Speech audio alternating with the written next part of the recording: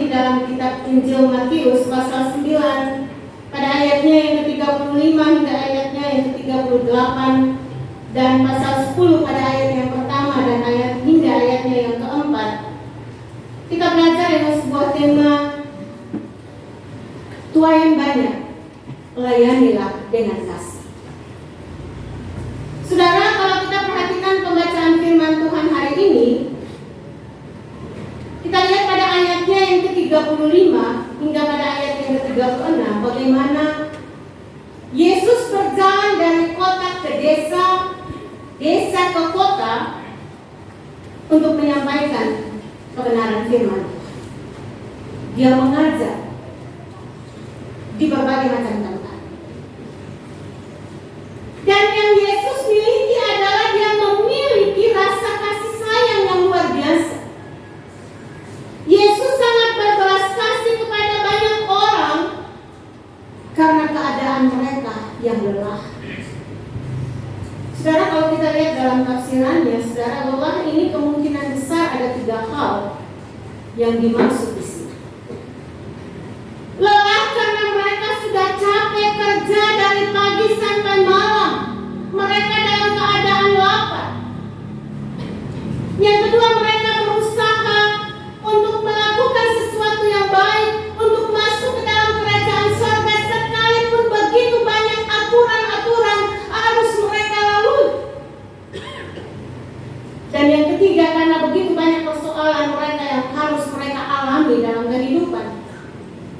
Mereka terlantar, tidak ada rumah, mereka saling mengabaikan satu dengan yang lain.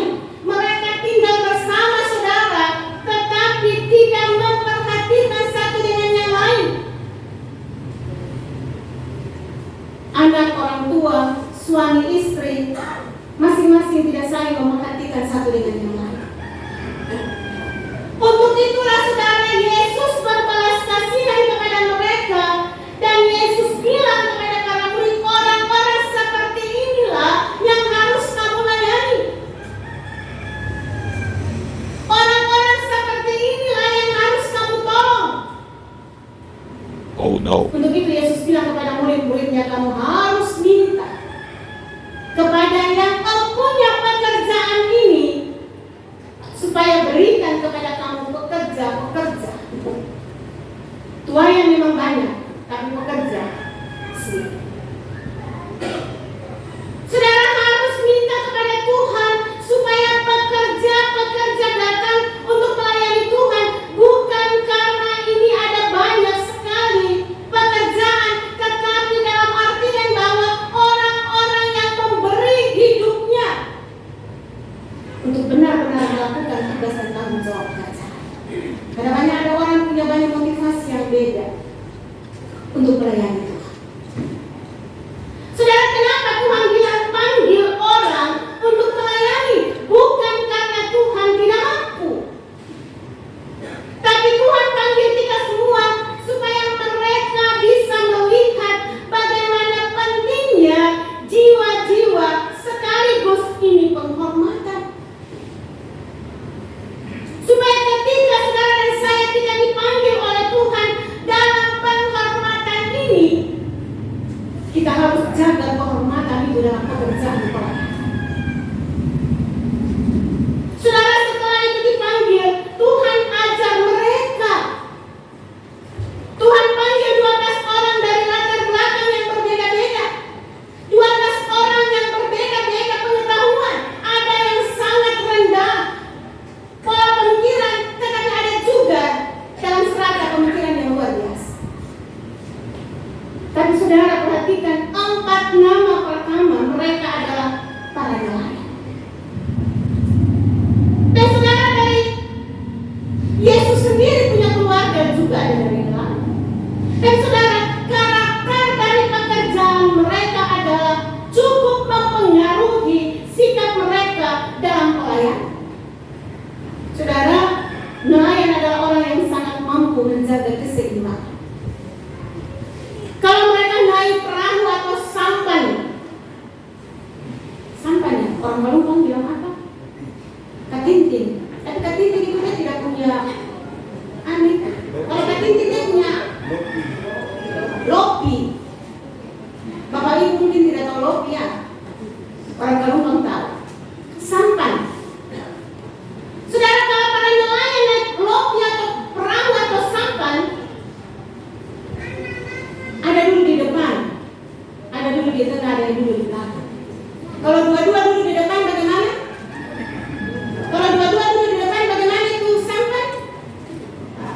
Jangan toh terbalik. Tidak ada keseimbangan. Dan saudara, ada yang duduk di depan, ada yang duduk di belakang. Jadi ini mesti ada keseimbangan. Kalau semua mau cari muka duduk di depan, tidak akan bisa. Melayani Tuhan itu saudara, tanpa menjaga keseimbangan itu susah. Tuhan mau agar murid-muridnya juga bisa jaga keseimbangan itu. Bukan cari nama, saya hebat Kak. Kalau semua itu tidak jalan, kalau bukan saya hebat toh? Tidak. Untuk banyak hal Tuhan mau mereka berjalan bersama, belajar dari para nelayan. Kadang-kadang kita kan tidak bisa jaga keseimbangan itu. Kita hanya mau ikut apa yang kita mau, sehingga kadang kita tidak bisa jaga keseimbangan itu, sehingga ada terjadi percekcokan di satu dengan yang lain. Tidak usah dia ya, tak mampu, saya mau saya. Saudara, nelayan juga bisa baca situasi. Kenapa nelayan? Nelayan punya kemampuan, mereka bisa baca situasi. Bulan ini, kalau dalam cuaca ini, kita nggak bisa naik ke laut, kita nggak bisa pergi di laut. Tidak ada ikan banyak gelombang, banyak angin dan bisa. Nelayan bisa baca situasi, mereka peka pada keadaan. Dan saudara, mau melayani Tuhan tanpa kepekaan, tanpa keintiman dengan Tuhan, saudara tidak akan mampu melakukan pelayanan. Hanya kesombonganmu, keakuanmu yang jahat. Nelayan adalah orang yang cepat ambil keputusan. Kadang-kala terjadi sesuatu di laut, mereka cepat mengambil keputusan. Kita ada pada hari ini adalah hasil keputusan masa lalu. Saya bisa berdiri di sini karena saya mengambil keputusan bukan jadi guru, tapi saya jadi pendeta, sehingga saya bisa berdiri di depan ibu bapak. Demikian juga ibu bapak bisa ada dengan berbagai macam tanggung jawab pekerjaan karena keputusan masa lalu yang ibu bapak ambil untuk mau melayani Tuhan, mau bekerja di tempat yang Tuhan percayakan buat saudara. Untuk itu saudara jangan bimbang dalam melakukan segala tugas dan tanggung jawab pekerjaan, pelayanan, bahkan apapun. Belajarlah dengan tekun, karena orang yang bimbang, orang yang mendua hati tidak akan tenang dalam hidup. Saudara, nelayan adalah orang yang paling bisa menolong orang lain. Kalau di laut ada perahu yang lain macet, mereka akan balik untuk menolong orang itu dengan perahu yang macet. Ada kemungkinan saudara hari ini orang lain yang susah, tapi besok mungkin kita yang susah. Untuk itu kita harus saling menolong satu dengan yang lain. Hidup dalam sebuah kesatuan itu mau senang sama-sama, susah sama-sama, berhasil sama-sama, dalam kebersamaan jalan bersama, bukan berjalan tapi ego duluan. Hidup dalam sebuah kesatuan harus sama-sama menghadapinya, susah senang sama-sama kita rasain. Tuhan Yesus panggil murid-murid untuk apa saudara? Yang menarik di sini adalah ketika Yesus menyebut mereka sebagai murid. Menjadi murid berarti belajar dari seseorang yang menjadi tolak ukur bagi dia.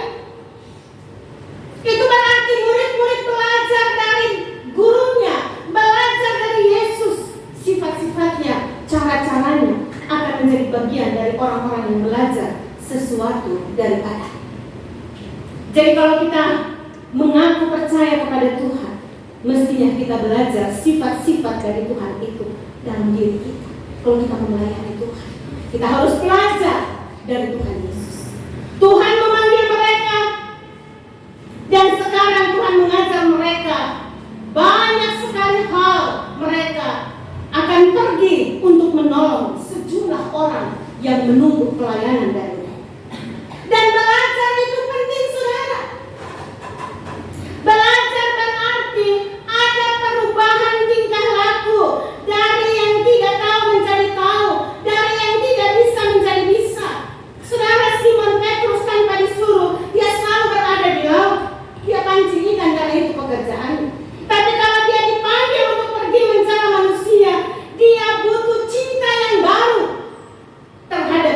melayani. Dan dia butuh belajar, dia butuh adaptasi. Dia belajar sejumlah hal yang ada di situ untuk dia bisa melayani orang lain. Saudara-saudara, belajar untuk tahu. Kemarin kita sudah melewati proses pemilihan 12 penatua dan 12 cemas dari latar belakang mereka yang berbeda, dari ketidaktahuan, dari yang sama sekali belum bisa berdoa mungkin, yang berkhotbah pun juga sama sekali mungkin belum. Tetapi saudara-saudara sudah dipanggil berada di tempat itu, dan apa yang harus saudara lakukan? Belajar, beri hidup untuk belajar bagaimana menjadi seorang murid. Dan jangan belajar dari orang lain, belajar dari Tuhan. Belajar untuk tahu dan melakukan. Banyak orang Kristen tahu firman tapi tidak mau melakukan. Belum tentu dia melakukan. Saudara, khotbah yang baik adalah apa yang dia sampaikan, itu juga yang dia lakukan. Jangan khotbah yang ngaku tapi tidak melakukan. Nonsense, tidak ada artinya. Kemudian saudara berarti belajar untuk bisa hidup bersama. Itu tadi yang pada awalnya saya katakan, kalau saya yang menonjolkan diri, tidak mau berjalan bersama, tidak akan persekutuan itu dia akan maju. Untuk itu belajar untuk hidup bersama dengan orang lain. Saudara, luar biasa kalau ada orang yang mau belajar melakukan dan mau hidup bersama dengan orang lain. Karena ada orang yang hidup tertutup, terkadang hidup dalam pengelompokan, hidup dalam kelompok-kelompok yang saling menjatuhkan satu dengan yang lain. Saudara, manusia tidak bisa hidup seorang diri, dia harus hidup bersama dengan orang lain. Dan saudara, Tuhan sudah atur hidup saudara dan saya untuk hidup jadi berkat pada banyak orang, bukan berpusat untuk diri kita sendiri, tapi kita dipanggil untuk berpusat dan menjadi berkat bagi banyak orang dan berpusat kepada Tuhan. Semua orang berpusat pada diri sendiri, itu Tuhan tidak inginkan. Saudara, orang yang sombong Tuhan tidak akan pakai. Tapi orang yang mau belajar dari segala kekurangan dan keterbatasan, Tuhan akan pakai orang seperti itu. Untuk itu mari belajar untuk tetap jaga diri sendiri terhadap berbagai macam hal, identitas diri kita sendiri. Kita belajar untuk mau memperbaiki kehidupan, mau belajar bergaul intim dengan Tuhan, melayani dengan belas kasih. Banyak tuayan Tuhan panggil saudara dan saya untuk melayani orang dengan penuh kasih, selalu peduli dengan orang lain. Yesus peduli dengan umat manusia. Selama kita tidak hidup menjaga diri sendiri, kita akan sibuk urus-urusan orang lain. Saudara, ada dua nama murid Tuhan Yesus yang disebut dalam pembacaan kita tadi, Lewi pemungut cukai dan Simon orang sehat. Saudara, siapa ini mereka? Saudara, Lewi pemungut cukai, dua orang ini ada di antara para murid. Kenapa bisa? Mereka dari suku yang berbeda. Orang Lewi, tapi dia menjadi juga pemungut cukai. Bagaimana kisah seorang pemungut cukai, saudara? Pemerintah Romawi taksir pendapatan dari suatu tempat. Setelah itu mereka lelang itu jabatan. Siapa yang mau jadi pemungut cukai, dia akan ambil hasil dari situ, dia makan di situ, baru dia kirim ke pemerintah Romawi. Dan orang-orang tertindas hidupnya, pajak mahal. Dia makan untuk diri sendiri, dan dia juga dihidupi orang Romawi. Dan mereka tidak suka. Demikian juga Simon orang Selot.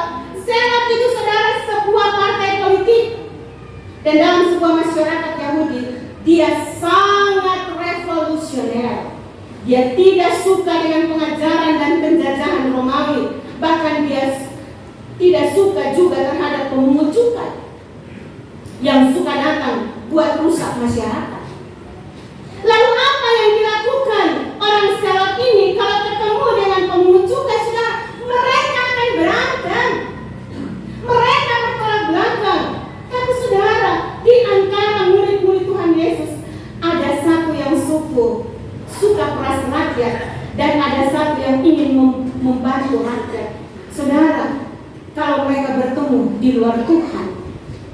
mereka akan saling membunuh. Tapi saudara, yang menarik perjumpaan mereka adalah perjumpaan di dalam Tuhan.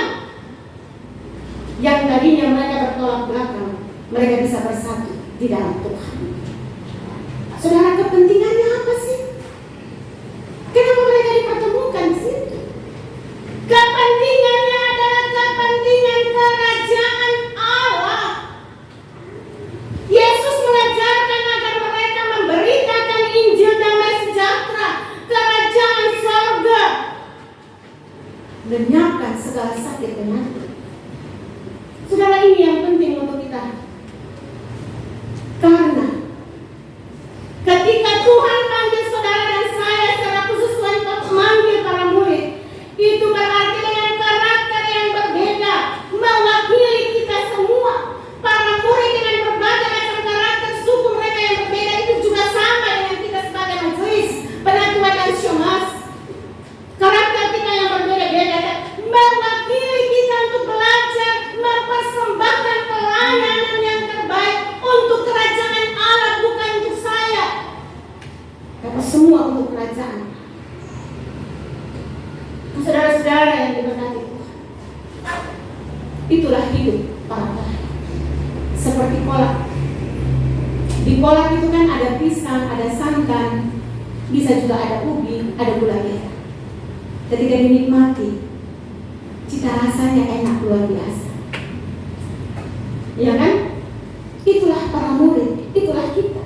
Dari berbagai macam perbedaan kita kumpul di sini untuk melayani. Jangan seperti itu. Kopi itu apa saja di dalam? Gula, mie, apalagi? Ada mie air panas, ada mie juga susu, kopi susu. Tapi dia apa? Hanya kopi. Ini ya, saya yang paling hebat. Kalau tidak, saudara, kita dikumpulkan dalam satu persekutuan. Demikian juga para pelayan dikumpulkan dalam satu kesatuan untuk menerima kemampuan kuasa daripada Allah, menjalankan tugas dan tanggung jawab pelayanan satu dengan yang lain.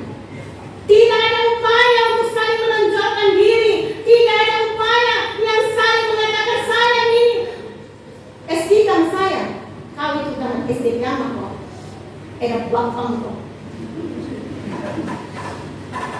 Tapi sekalipun saya tamat SD, saya tamat SMP, mau saya S3 atau S4, tapi kalau saya belajar dalam kerendahan hati, merendahkan diri di hadapan Tuhan dan mau melayani Tuhan, Tuhan akan pakai saya secara luar biasa.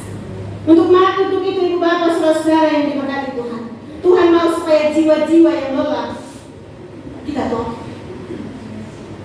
Untuk itu dalam pertama kali ayat yang 35, demikian Yesus berkeliling ke semua kota dan desa, yang mengajar dan dalam rumah-rumah ibadat dan memberitakan Injil kerajaan surga, melenyapkan segala penyakit dan kelemahan. Dan melihat orang banyak itu, tergeraklah hati Yesus oleh belas kasih kepada mereka.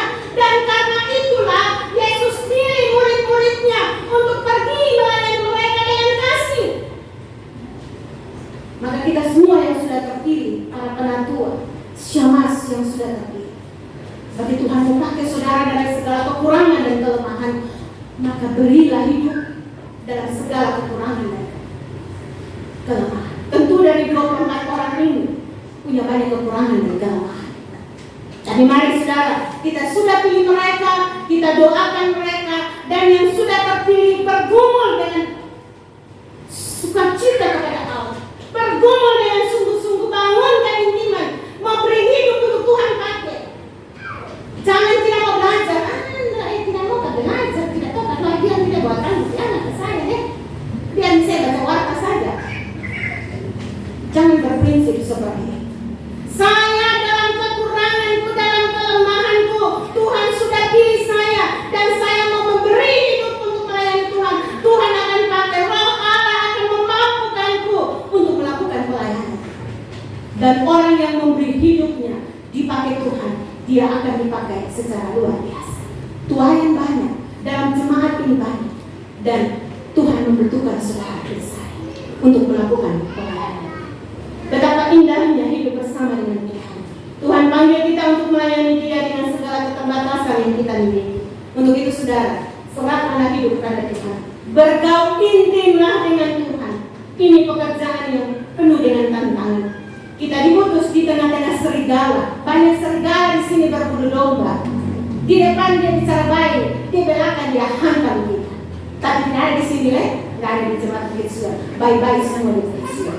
Tidak ada serigalanya, ada semua domba-domba. Untuk itu mari saudara, sekali lagi saya katakan, Tuhan utus saudara dan saya untuk berada di dalam dunia ini, untuk melakukan tugas pelayanan. Dan ketika saudara mampu menyerahkan hidupmu, bergaul intim dengan Tuhan, mau tantangan apapun, saudara akan mampu untuk Tuhan. Saudara, terkadang ketika saya mempersiapkan khotbah untuk saya sampaikan, saudara tahu, ketika saya menyampaikan khotbah untuk menghibur orang, saya juga dalam kepedihan. Saya menguatkan orang, saya juga terkadang tidak kuat. Kadang beratnya berbumbu, tapi saya harus berdiri untuk menguatkan jemaat, karena saya dipanggil Tuhan menjadi berkat di jemaat ini. Sekalipun terkadang serigala memakan kau, tapi saya selalu berdiri intim dengan Tuhan.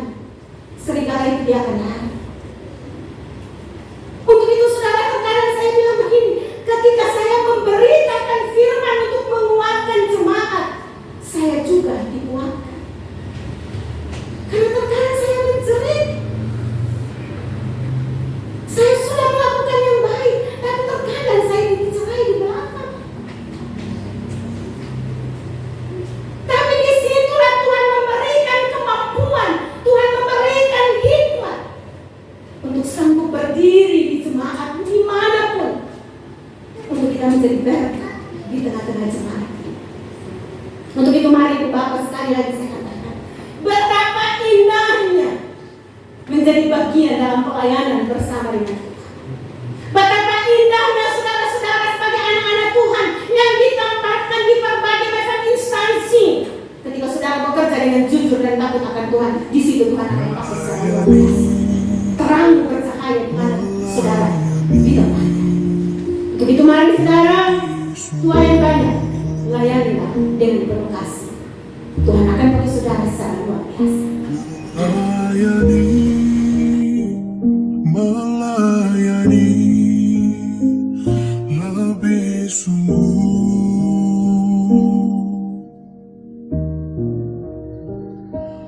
Tuhan lebih dulu melayani